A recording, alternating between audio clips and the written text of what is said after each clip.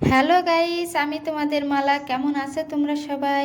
আর আমি চলে এসেছি নতুন একটা ব্লগ ভিডিও নিয়ে আজকে। তো ভিডিওটা দেখতে থাকো, মজাদার ভিডিও কিন্তু হতে চলেছে।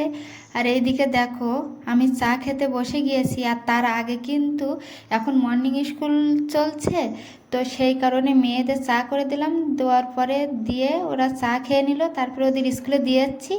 দিয়ে এসে আর ওদের কিন্তু আবার টিফিনে একটু রুটি দিয়ে দিয়েছি মিষ্টির দোকান থেকে কিনে।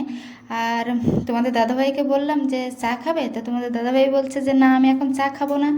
তো সেই কারণে যখন উঠবে তখন চা করে দেবো, আর আমি এখন চা আর বিস্কুট মুড়ি টুড়ি খেয়ে আমি বাসি কাজগুলো সেরে নেবো। আর আমার শাশুড়ি মাও কিন্তু স্কুলে রান্না করে, আর 15 দিন মতো এরকম রান্না হয়। তো সেই কারণে আমার শাশুড়ি মাও কিন্তু চলে গিয়েছে স্কুলে। আমরা যখন ঘুমাচ্ছি তখন আমার শাশুড়ি মা উঠে চলে গেছে। তখন প্রায় কটা বাজে, 5টার দিকে এরকম গিয়েছে। আর আমার মেয়েরা প্রায় 6:30 এরকম গিয়েছে। তো যাই হোক, আমি এখন চা বিস্কুটটা খেয়ে নিয়ে তারপরে বাসি কাজ কী কী করছি কি না করছি সব তোমাদের সঙ্গে শেয়ার করব। তো দেখো, এইদিকে আমি সকালে একটু উঠোনটাকে ঝাড়ু দিয়ে নিলাম, আর ঘরদোর কিন্তু ঝাড়ু দেওয়া হয়ে গেছে। আর উঠোনটাকে পরিষ্কার করে নিচ্ছি। আর এরপরে সংসারের এই সব কাজ করে তারপরে একটু আজকে সবজি খেতে যাব, গিয়ে তোমাদের দেখাবো যে আমাদের আগের সবজি ক্ষেত আর এখনকার সবজি ক্ষেত কেমন হয়েছে। তো যাই হোক, আমি এদিকে ঝাড়ুটা দিয়ে নিই। আর মেয়েদের তো একটাই কাজ, সকালে উঠে বাসি কাজ করো আর রান্না করো, খাও দাও, আর যে যেমন ঘুরতে যাবে কি না যাবে সেটা তার ব্যাপার, সেভাবেই এরকম কাজ হয়। তাই এটা কিন্তু মেয়েদের একটা চাকরিই বলতে হবে, যে মাসে কবার ছুটি পড়ে জানেন? যখন শরীর খারাপ হবে তখনই ওদের ছুটি, না হলে কোনো ছুটিই থাকে না ওদের চাকরিতে। যাই হোক, আর বকবক করবো না। তো চলো, এবার একটু আমি উঠোনটা এত বড় ঝাড় দিতে দিতে জানেন বন্ধুরা, মাজা ব্যথা হয়ে যায়, মনে হয় যে ঝাঁটাটা আরেকটু লম্বা হলে হতো।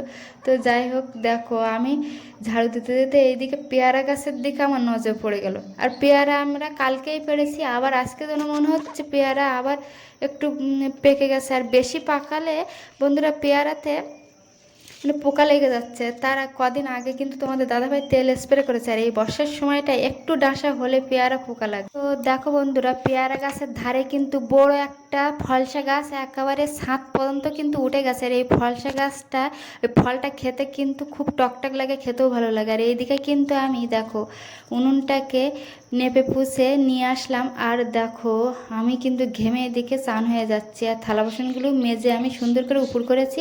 করে এবার একটু চলে যাব সবজি খেতে, তোমাদের দেখাবো যে বর্ষার সময় সবজি ক্ষেতের অবস্থাটা কি হয় আর কি হয়েছে। আগে যখন শীতকাল ছিল তখন একরকম সবজি ছিল, আর এখন বর্ষাকালের সময় কি কি সবজি চাষ করলে সবজি খাওয়া যায়, তো চলো দেখাচ্ছি। আর এখন এত ঘাস হয়েছে বাবা, কি বলবো, এর ভিতরে আসতেই তো ভয় লাগছে। আর আখ গাছগুলো কত সুন্দর হয়েছে দেখো, চতুর্দিকে একেবারে আখ গাছে ভর্তি হয়ে গেছে। একটা আখ গাছের থেকে এতগুলো হয়ে গেছে। আর দেখো কুমড়োর বাগান আর কচু শাকের বাগান ভরে গেছে, আর লাউ, কুমড়ো, আর উচ্ছে, ভেন্ডি আর লঙ্কা, এইসবগুলোই কিন্তু এখন বর্ষার টাইমে চাষ করা হয়েছে। আর যেহেতু তোমাদের দাদাভাই বাড়িতে থাকে না, বাইরে কাজে যায়, তো সেই কারণে সবজি ক্ষেতের এই রকম ঘাস টাস হয়ে এরকম অবস্থা খারাপ।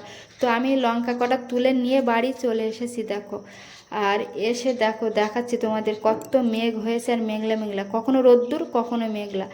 তো এই টাইমে তো এখন এরকমই হবে। আর আমার মেয়েরা বলছে একটু পেয়ারা পেড়ে দাও, খাবো। তাই আবার ডাঁসা পেয়ারাগুলো একটু পেড়ে দিচ্ছি, ওরা খাবে। আর না হলে এর থেকে আরেকটু বড় হলে আর পেয়ারা খাওয়াই যাবে না, ফেলে দিতে হবে তখন।